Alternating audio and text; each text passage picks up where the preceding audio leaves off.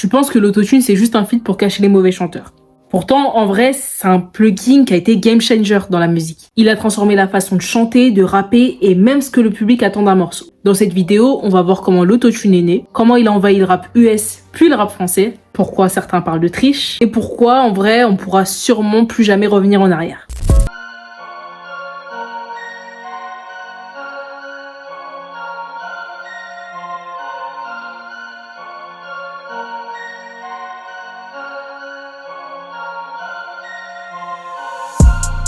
L'autotune, c'était pas du tout un truc de rappeur. C'est un outil qui a été créé en 1997 par un ingénieur, Andy Hildebrand, pour corriger la justesse des voix en studio. Le principe est simple, le logiciel analyse la hauteur des notes que tu as chantées, puis les recale sur les notes de la gamme choisie. Selon les réglages, ça peut être hyper discret ou complètement robotique. Le grand public découvre vraiment l'effet avec Believe de Cher dans la fin des années 90. On entend vraiment cet effet de voix qui glisse de note en note.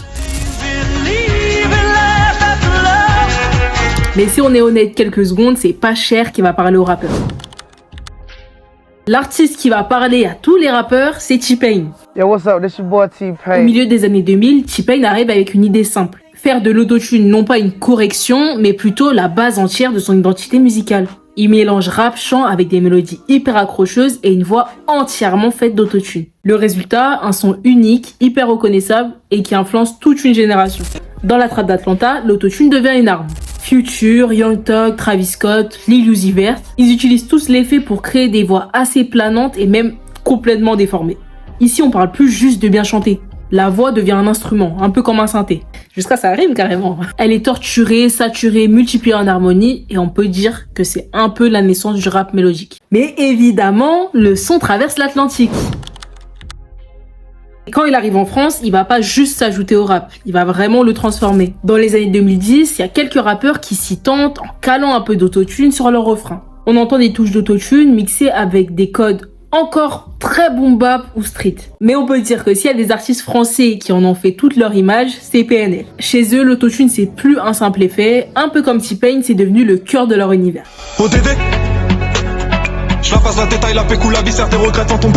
Tout est basé sur des voix superposées qui flottent au-dessus des instrus. L'autotune permet de créer un effet mélancolique, j'irais presque même jusqu'à dire triste, qui colle parfaitement avec leur image et leur texte.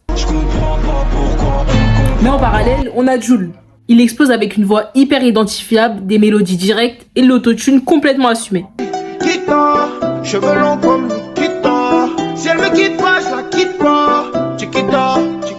Tout ça en donnant des refrains qui restent dans la tête de tout le monde. Mais évidemment, l'autotune s'est pas arrêté qu'à Jul PNL. On a eu Nino et la nouvelle génération aussi.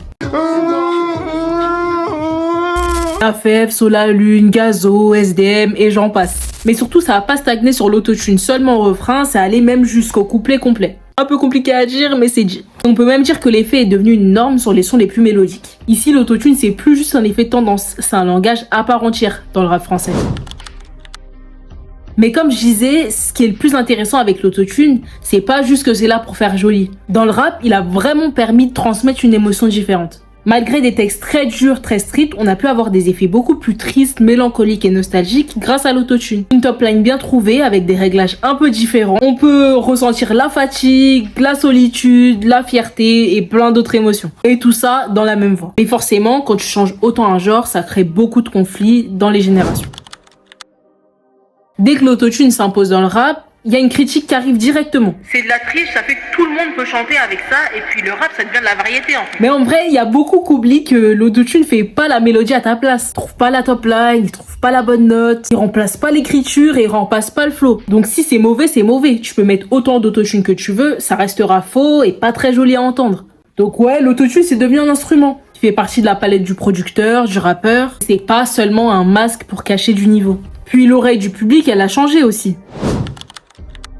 On s'est habitué à des voix plus lisses, plus justes, parfois même irréalisables sans logiciel. Et pour certains, ce qui paraissait propre dans les années 90 peut paraître maintenant brouillon en fait. Donc pour beaucoup d'artistes, leur vraie voix, c'est leur voix avec de l'autotune. Sans cet effet-là, on reconnaît beaucoup moins l'identité de certains. L'autotune est né comme un outil discret pour corriger la justesse. Il a explosé avec T-Pain, il a redéfini la trappe US, puis il a transformé le rap français avec PNL, Jul, Nino. Il a aussi ouvert la porte à plus de mélodies, plus d'émotions, mais aussi à un énorme débat sur l'authenticité et le vrai rap. Et aujourd'hui, que tu l'aimes ou pas, tu peux plus faire comme s'il n'existait pas en fait.